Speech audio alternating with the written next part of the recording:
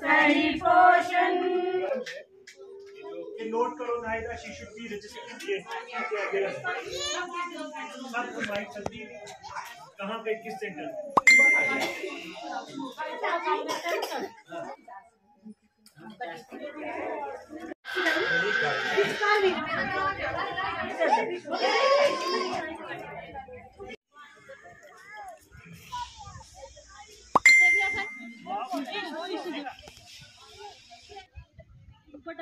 हमारे सहयोग की जरूरत होगी, हम लोग आपका पूरा सहयोग करेंगे कि आप इस इलाके के मुस्तकबिल को अपनी गोद में थामें।